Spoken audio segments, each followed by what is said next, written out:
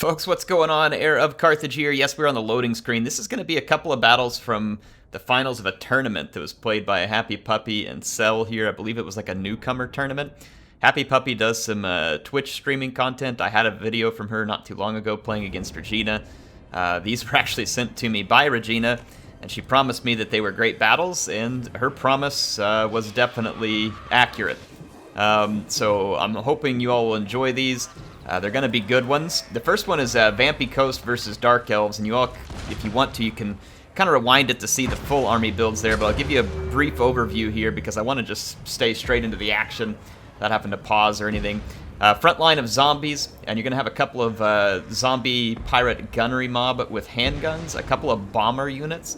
Remember, bombers can be decent against low armor as long as they're held in the right position. Nocti on his Necrofex Colossus, and then we've got a mortar and a couple of carronades guarded by some Morn Ghouls and the Night Terrors. Remember, the Night Terrors actually cause terror and not just making you urinate in your bed. So yeah, they'll be a danger. And then there's a few scurvy dogs in the back. And then as for the Druki, we've got a Supreme Sorceress Lure Fire, a couple of Shades, several Dark Riders, which I think is probably a pretty solid pick to protect against scurvy dogs. They're not great against Morn Ghouls, but you can see here an early Burning Head is going to miss its mark because of the dodge there by the bombers, and then the Supreme Sorceress took a massive bunch of hits in the interim, so not a great trade, at least so far, for the Supreme Sorceress, but you can see that the Reaper Bolt Throwers in the back are already doing some pretty good damage to Noctilus. And there's Dark Shards, and then a Shade unit up here moving up on the flank, and then another one moving to this flank. The Bleak Swords are also splitting up, headed towards the flanks, not wanting to just march straight down the center. We're going to see a lot of fireballs in this match, directed from the Supreme Sorceress at Noctilus. Noctilus is an absolute tank on his Necrofex. He can heal a lot. He's difficult to pin down, and very difficult to kill unless you get him in the right situation. So it's going to be a real effort here on the part of the Dark Elves. So the Druki also have a couple of Harpies. Those are swinging around far now as well. So you can see that the Druki army was built to have a pretty large light and fast component to try and help take on the Vampire Coast. Over here, the Night Terrors are going to reinforce the Scurvy Dogs, who were trading great with the Dark Riders there. I was curious who would win that fight, and it looks like the Dark Riders were actually doing fairly well. Though, because of being undead, that was actually a pretty good hit right there. Didn't get a ton of kills, but it did some damage to that gunnery mob. Now we're going to see some mainline engagements get started. Obviously, Bleak Swords are going to beat Deckhand mob, unless some other factor comes into play. You can see that Burning Head just kind of cutting its way across the battlefield. Noctilus kind of being forced to stay back from the fight somewhat because of the fireballs and the constant harassment from the Reaper Bolt Throwers. And the danger to the Bolt Throwers just got significantly decreased because of a nice use of the Harpies here on the mortars. And this carronade no longer has any artillery pieces to be manned. So the artillery for the Vampy Coast is getting worn out. But the Druki still have a lot of units to kill here, including Noctilus and the Night Terrors and this Morn Ghoul unit back here. They can all cause a lot of damage. There is one Deckhand mob with pole arms out on this flank too. They will create a more significant threat to the Bleak Swords. Check out the bombers here, watch them in action. The Druki had a pretty densely packed formation there, and they paid for it. So bombers can be good. This is a scenario that shows where they're good. And against that kind of infantry blob, they cleaned up a lot of damage right there. And then you can see the Morn Ghouls intercepting the Black Ark Corsairs. That'll be a lot better trade. And now you're going to see the Harpies probably, yeah, they're going to zoom in down here to get the gunnery mob. Noctilus still taking damage, but he's kind of trading with the Supreme Sorceress. The Supreme Sorceress was actually forced to come all the way back here to stop a Scurvy Dog, which cut through the flank, got a unit of Shades, and then came and attacked the Reaper Bolt Throwers, was met by another Shade and the Supreme Sorceress herself, which is too much for these Scurvy Dogs to handle, but there's another unit making its way out there that could get some good results. The Druki have a Master here, Beastmaster, and he is going to be heading towards Count Noctilus. He does have anti-large and armor-piercing weapon damage, so this is going to be one of their better bets. But again, Noctilus is pretty tough. You see these two get in a fight head-to-head. Noctilus can use summons, which is exactly what he's doing here. He can call in the Drowned to help block. See another burning head here meant to take out the bombers, and it just misses them. Kind of grazing damage there. The Supreme Sorceress unleashing another fireball, and every fireball's hit its mark because Noctilus is huge. But he's still got a long ways before he really could hit his healing cap, and he's tanking a lot of damage. And then returning fire here with his bombardment, which is causing a lot of damage to the Supreme Sorceress. So they are really trading well on each other. See, Noctilus here is going to use his own units to block the Druchii. The Master unit there is going to get caught up because he's only on a steed. And over here you can see a breakthrough by the Night Terrors. The Night Terrors, though, have to be careful. They could get bracketed here by Dark Shards and Shades, kind of catching them out.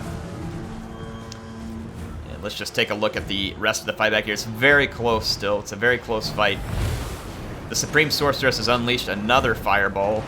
So you can see a relentless attack on Noctilus between the Bolt Throwers and the Supreme Sorceress, though he is healing off a lot of damage, and it's making it very difficult for the Druchii to bring him down entirely. And the Supreme Sorceress better be careful.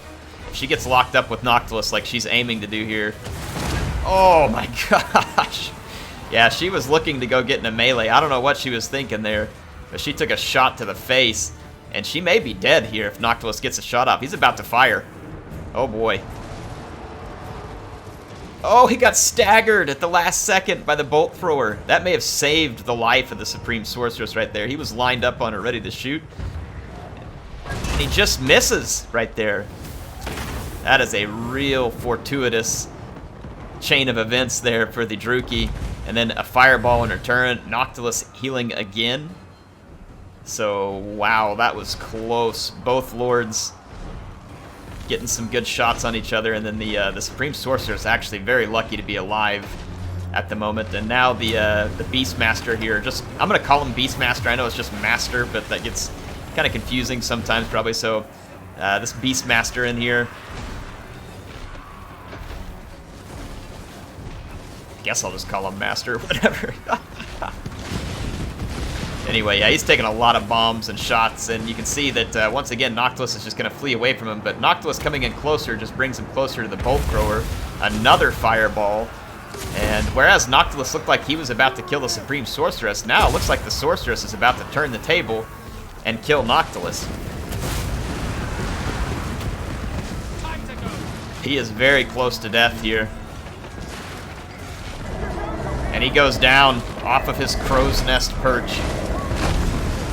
So Noctilus is down, and you can see the power bar here actually still slightly in favor of the Vampire Coast, but things are going to be tough. The leadership of the Vampire Coast is hurt badly, and you can see it crumbling almost across the board, except for the Night Terrors here.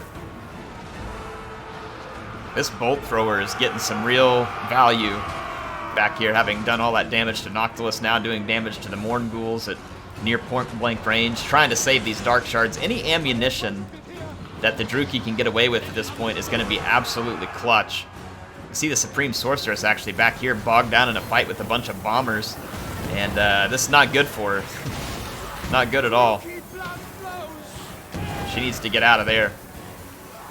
Losing their leadership would be very bad, and that's actually what happened here, down to 280 hit points for the Druchii Supreme Sorceress.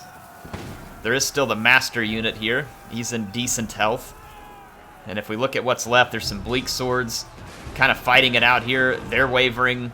The zombie pirates here are kind of crumbling, but there's Night Terrors nearby, so the Druchii better get ready to wet the bed and flee the battlefield, because that's almost certainly what's going to happen. That is going to be the end of that. Though there is a Shade unit over here. It's actually got a decent number of units, or sorry, models left in it. 25 models, so that's quite a lot of ammunition.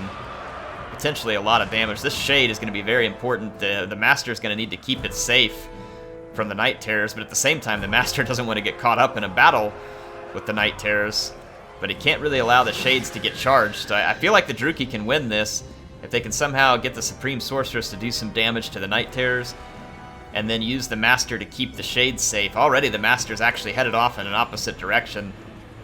the Shades will be outrun by the Morn Ghouls. They'll certainly get some damage to it. Remember, these guys don't fire 360. Their firing arc is ahead of them. You can actually see it here outlined in red.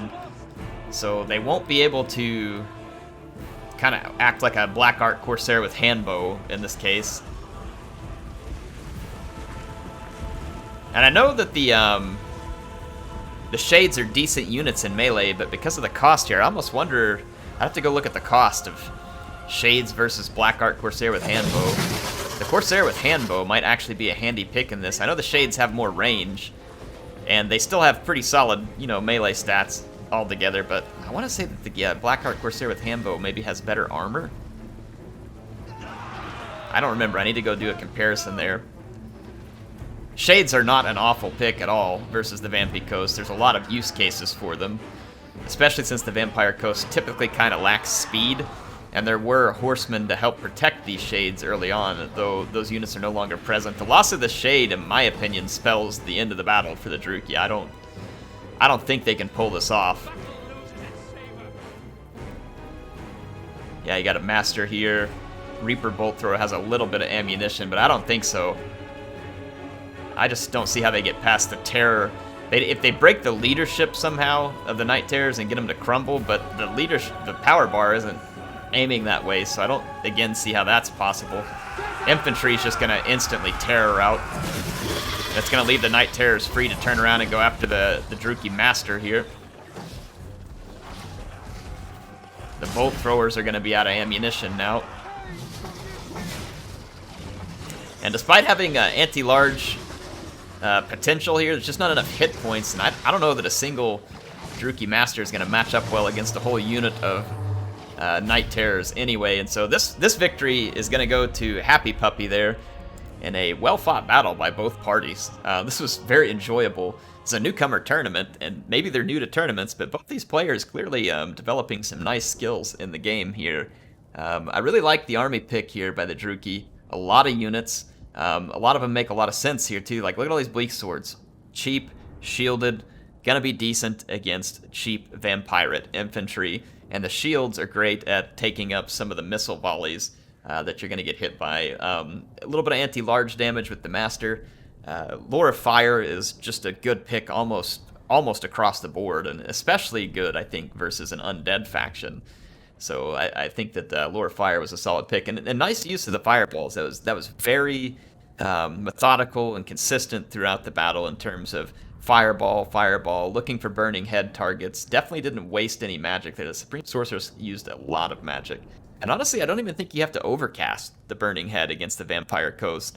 I don't know if it was, I never looked, but you probably don't have to, because you don't need it to cause any extra armor piercing damage per se, because there's really no armor on the Vampire Coast. Harpies and Reaper Bolt Throwers, very appropriate picks against the coast. You got to have something to counter their artillery, and these are solid picks. Dark Riders with shields, again, a good pick for trying to have some speed.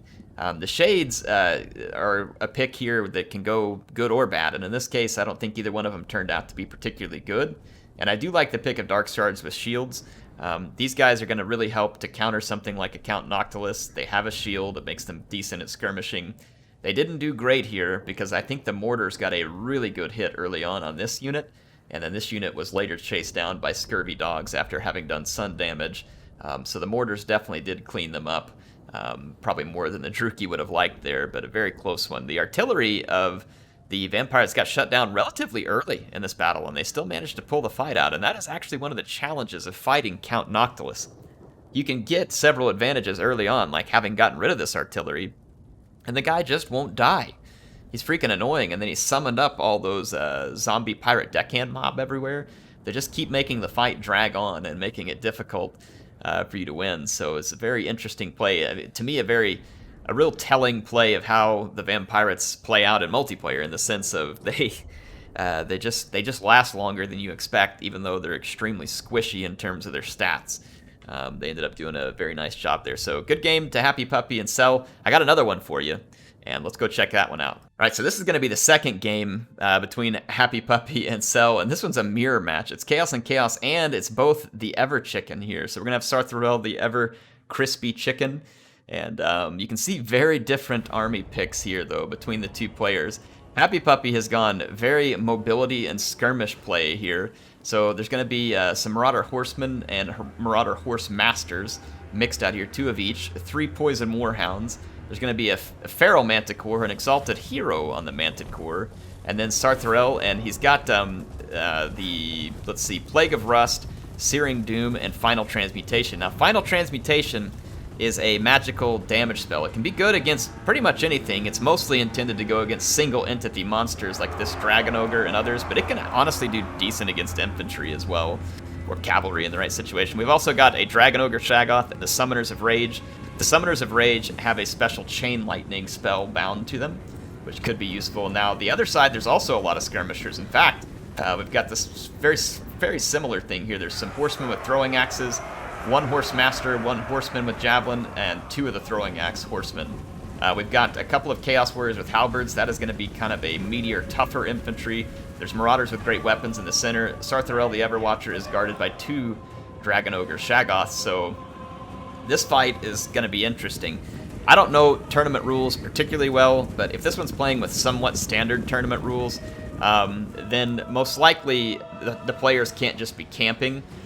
They have to be attacking, and attacking with missile units while kind of kiting back and forth is still attacking, typically, at least in the tournament rules that I've seen. If I'm wrong, someone please correct me, but I do believe that's the case. So some people might be like, well, her army's just a kite army. Well, if you're using it to actively attack the enemy, then I think that that's somewhat accepted in the tournament scene. I don't know exactly where all those rules go, and if someone knows more, please feel free to fill in, especially if I got it wrong, so you all can check the comments to see if anybody has something to add to that. But yeah, it's going to be an interesting one. There's a lot of infantry here, and sure, there's a bunch of killing power for HapyPupy. She's got Sarthorael, she's got the Summoners of Rage, Dragon Ogre, but she's also got to deal with another Sarthorael and 2 Dragon Ogre Shaggoths, and that's going to be tough, and especially with 2 halberds around. So I feel like HapyPupy has got herself an uphill battle here if she wants to win, and Cell is going to have to be patient and just kind of continue to use his own horse skirmishers and look for opportunities and not get his army split up and singled out. So I think that that's going to have to be how this one plays out for either player to be successful here. Also, use of magic is going to be big. Who can get the final transmutation? And let's look at the other Sarthorael. Let's see. He's got also final transmutation and Plague of Rust. No Searing Doom. So both players have final transmutation. And there is no healing for any of the single entity models because this is Chaos, and Chaos doesn't do the healing thing. They just do wounding. They only wound, they don't heal. See the Marauders hoping to get lucky and get into some of these Marauder Horsemen and Horse Masters, but it's just not happening. There's occasional volleys going after Sarthorael and the Dragon Ogre Shaggoth, and I wonder about that because both of those units have significant missile resistance. Ooh, look at this. Kind of a combined charge, but that big combined bunch of units there gets hit with the final transmutation. And despite their having left this circle here, the spell continues to apply to them, and it does some pretty sick damage to these units. It wasn't an overcast variant, but it did get some damage done. And yeah, this ends up being a pretty costly play by HapyPupy. You can see her 4 skirmisher units all being chased. She's got the Poison Warhounds all the way behind the enemy infantry now. And there are some units starting to get singled out, like this Marauder right here. This could be easy pickings if it's done right. But let's see how these two players decide to go at it. You can see Sarthorael over here chasing a Marauder Horsemaster. It's gonna try and stay away from him. He's a pretty quick unit, but I think that the horses should be able to stay in front. So we can see a big pursuit here. The Dragon Ogres being supported by their own skirmish horsemen, but you can see here it kind of looks like HapyPupy wants to take an engagement here. She may be hoping to Zerg one of these units out of the battle quickly, and then now turning back though.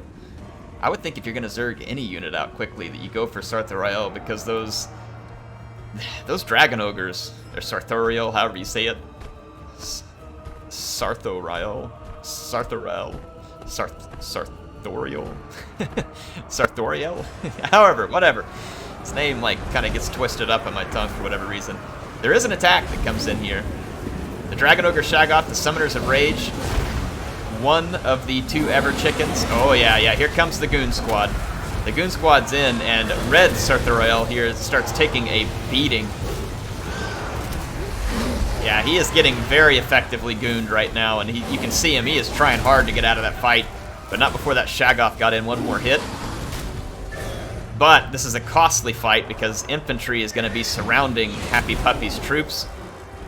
She's going to have to be very careful about not getting overwhelmed and destroyed here. Charges, kind of doing some damage to the... Oh, man. One of the Manticores has rampaged. It looked like it was attacking the Shaggoth, but now it attacks Sarthorael, the Ever-Chicken. That's what I'm calling it from now on. Attack the red Ever-Chicken. Let's see what happens here. Oh, yeah, you can see the Exalted Hero still wanting the Ever-Chicken, too.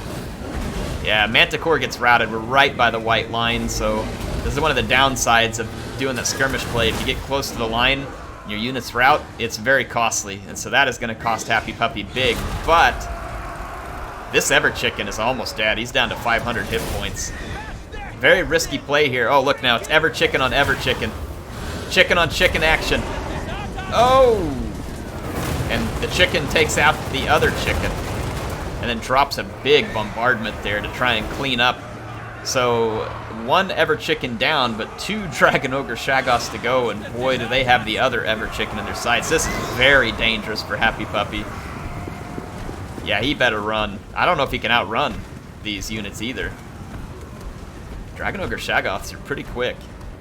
Yeah, 76. That is no small amount of speed.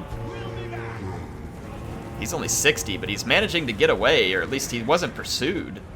Maybe because the Exalted Hero and the Summoners of Rage were out there? That would make some sense. So it looks like the 2 Dragon Ogres are going to try and do some cleanup work here, and it somewhat succeeds. Oof, although they lost a Marauder Horseman with throwing axes, but did manage to terrify several units from HapyPupy, which leaves Cell here with a unit of Marauder with Great Weapon, 2 very healthy Chaos Warriors. There's a couple of very damaged Warhounds with Poison, a very beat-up Dragon Ogre Shaggoth, a fairly healthy Summoner of Rage, and a somewhat healthy Ever-Chicken here, and an Exalted Hero that's in pretty good shape. So one of the things that HapyPupy has going for her here is Terror. That Terror also exists for Cell, though, but any unit that has Terror can't be Terror routed. Unfortunately for Cell, that means all 3 of his infantry can be Terror routed because Chaos Warriors are actually pretty easy to terrify. You can even terrify Chosen. So yeah, this is going to be a bit of an issue. All 3 infantry can be terrified, and multiple units can do it. The Exalted Hero, the Dragon Ogre Shaggoth can do it. The Summoners of Rage only have Fear. But yeah, Ever-Chicken, Hero, Shaggoth, so 3 different units that can cause it, 2 units over here. And as far as the units that are vulnerable to it, the Summoners of Rage could actually be terrified, believe it or not. The Warhounds and the Marauder Horsemen. The Ever-Chicken is unbreakable, of course, which late into a battle can be a pretty good thing. Especially if you need a unit to just stand there and get a couple more hits in. We're going to see HapyPupy charge in her Warhounds with Poison. I'm going to keep the UI up here so you all can kind of... I know it's not as cinematic, but I'll try and get in close. You can see a Chain Lightning dropped off the Summoner's Rage. It did a little bit of damage. Wasn't absolutely devastating, but it did a little bit of damage. Let's see what the play is for HapyPupy here. She needs to try and pick off some units. I'm going to fast forward for a second because there's obviously going to be a lot of jockeying for position here.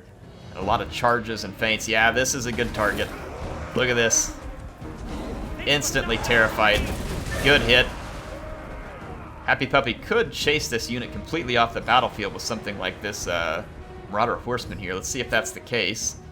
Nope, it's going to keep back and just throwing javelins. That's not a bad idea. This unit could rout at any time. Unloading all the javelins that she has into the warriors with halberds is probably more important than chasing a Marauder with Great Weapon. Let's see if this Horsemaster, yeah, they're skirmishing away. Let's see what the next hit looks like here. See, pretty close to, oh, going straight for the Shaggoth. So the Exalted Hero dive bombs the Shaggoth. Oof, takes a big hit and is now going to be outflanked. Yeesh, another big hit, but here comes the Ever-Chicken, also laying down a beating. Oh my gosh, a final Transmutation. And holy crap, was this timely. Yikes. That hurt both Shaggoths so bad. What a play by HapyPupy. Had enough magic. Saved it for just that moment, and what a play. And it worked like a charm. Now you can see the Exalted Hero chasing off the two Shaggoths. Still a bit of issue to deal with here with the two warriors with halberds. Their problem is going to be holding together their leadership. They're totally capable of killing these units if they can hold their leadership together. Like, see the Terrified here? So easy for these units to get Terrified. Neither one of these units are close. Oh my gosh, the Shaggoth for HapyPupy is still alive through all that. Yeah, this would have been an opportunity to get these guys off the field, but they've now come back from being Terrified. So this Dragon Ogre also came back from routing. This one's being pursued. Oof. This could be dangerous for the Ever-Chicken. I mean, he'll probably win, but he actually didn't take a hit, but got the hit. Took some damage there. Yeah, he only got hit once and managed to put the Shaggoth out. So that's pretty fortunate for the Ever-Chicken for sure. You can see the Marauders were picked off by the Summoners of Rage. Oh, shattered. Dragon Ogre shattered. And then the Horse Masters make a bit of a move there and get caught too, so... I mean, definitely this one feels like it's HapyPupy's battle to lose here at this point. You can see that Shaggoth came back way off in the distance, but was rebroken quickly. But that means the Exalted Hero is also spending all the time out there. Let's see whether or not the Ever-Chicken can terrify these Chaos Warriors with halberds. Plague of Rust, good call here. Get rid of some of their armor. Make it easier for Sarthorael to do some damage. Not a lot of magic left because that wasn't an overcast, probably. I know it wasn't an overcast. I'm saying probably not a lot of magic left after seeing two final transmutations. See some charges here. If you all hear some noises in the background, I don't know why that happens, honestly. My noise shouldn't be on for alerts from like streams, but it's just kind of does it anyway. It does its own thing. In any case, there we go. Got these warriors with halberds fighting away. They're actually doing pretty good here. Sarthorael better be careful, but there is an Exalted Hero on the way. He's got another Terror Bomb that he can drop. The Summoners of Rage are looking to get a rear charge, and they get it. Let's see what happens here. Ever-Chicken pulling out.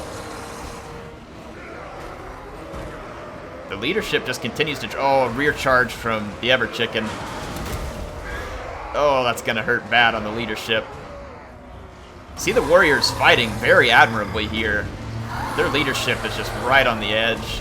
Here comes another terror-inducing unit. It's probably only a matter of time they can hold this together. Oh my gosh. Shaggoth came back, but he's just not close enough. Oh, and it did it. Terrified, and then that's going to kill the Shaggoths too. Wow. So another very close finish and a very interesting mirror match here. Honestly, when I saw HapyPupy's army, I did not expect her to win that. So that was some pretty interesting play there, and the way that she had to choose the moments right and try and goon squad properly here. So there was a pretty proper goon squad on the other side too, with two Shaggoths. I mean, that is nothing to turn your nose up at. Those guys can cause a lot of damage. A lot of damage indeed. But multiple terror-inducing units, plenty of skirmishing capability, so just didn't even want to waste time with infantry. Wanted to kind of have a goon squad, get rid of the leadership, get rid of the key units, and then pick apart everything that's left. It ended up working out here. It was very close, though. Cell played a very nice game here. In the end, I think, obviously, losing the Ever-Chicken fairly early in that ended up sucking pretty bad for Cell. It was very close, though, and, I mean, you know, you had that goon squad come in. The Ever-Chicken's pretty squishy. Doesn't take much. You get caught in the wrong spot for a few minutes in melee, and that'll be it. That's he's very good at a lot of things. Pulling through infantry, transmutation, plague of rust, searing doom. He can do all this stuff very, very well. He can terrify cheaper infantry units, but when he gets caught up in a big single entity mass fight, usually doesn't go well for him for very long, and that's exactly what happened there. But man, great games to both players. This was really cool to see. Yeah, I'll have a link to HapyPupy's Twitch profile if you want to go check out what she's doing over there. I think she's still trying to make content on Twitch. Appreciate Regina sending these over because they were good matches. And it kind of gets to show you how some of the competitive cat and mouse goes in this game. And I say cat and mouse because there's a lot of it back and forth in that first match. Cell did an extremely good job with his artillery, shut down the coast artillery, one fireball after another, Burning Head, really played a good game in the end. And obviously HapyPupy did too, because she ended up winning both of those. But just really cool gameplay from both players. I love the skill from both. Were both players perfect? Sure, no. But I mean, I've played this game for a long time. It's hard to play a game without making mistakes, no matter what skill level you play at. And this was really fun to see. Really fun to see, so I appreciate it. Anyway, HeirofCarthage signing out for now. I'll be back soon with some more Total War Warhammer 2 action.